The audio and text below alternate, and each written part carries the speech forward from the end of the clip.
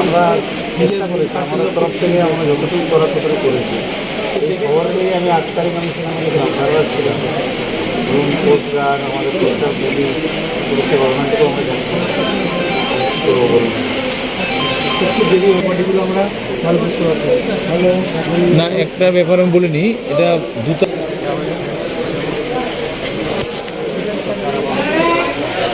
আমাদের একটু ভাববেন, আমাদের একটু বাবা চলে গেল, একটু ভাববেন চলে গেল।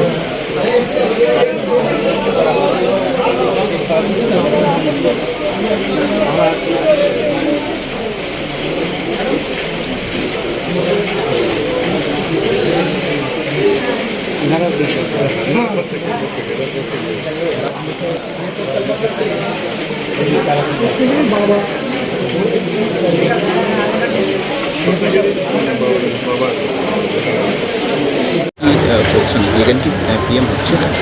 দেখুন, যে ঘটনাটা ঘটেছে খুবই দুঃখজনক ঘটনা, দুর্ভাগ্যজনক।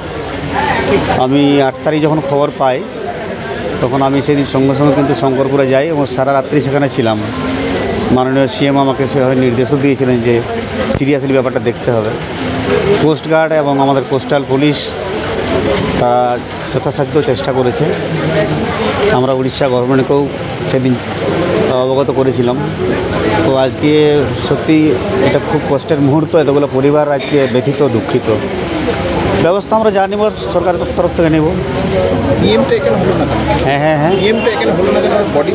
বডিগুলা দেখুন, সুপার সাহেব আছেন, মেডিকেলি ব্যাপারগুলো উনি ভালো বলবেন।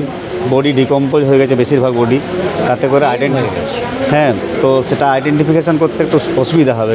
ঠিক আছে, সেটার জন্য যে প্রসেস আছে ডিএনএ টেস্ট করা, সেটা করবেন প্রপার ওয়েতে। সেটা করার পরেই আমরা বাড়ির লোকের হাতে সেটা তুলে দিতে পারবো। আর ডিএনএ টেস্টের পরে, হ্যাঁ, অবভিয়াসলি ডিএনএ টেস্ট করে। রাজ্য সরকারের তরফ থেকে ক্ষতিপূরণের কথা অবশ্যই যা ক্ষতিপূরণ ব্যাপার আছে সেটা রাজ্য সরকার ঘোষিত, সেটা দেওয়া হবে এবং মানে কী বলবো, দেরি না করে দেওয়া হবে।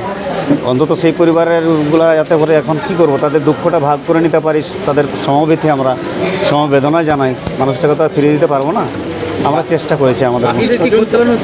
সেটাও তল্লাশি অভিযান চলছে, তল্লাশি চালানো হচ্ছে এবং দ্রুত আশা করি আমরা তা হদিশ পাবো আর কি। আমরা এসেছি তাদের দুঃখটা শেয়ার করে নিতে। আমি ঝাড়গ্রাম থেকে ছুটে আসছি আর কি, কী করবো এখন। পাশে রয়েছে বলে তো আজকে ছুটে আসা, এখানে পাশে রয়েছি, থাকবো আমরা, এটাই আমাদের কথা। নমস্কার।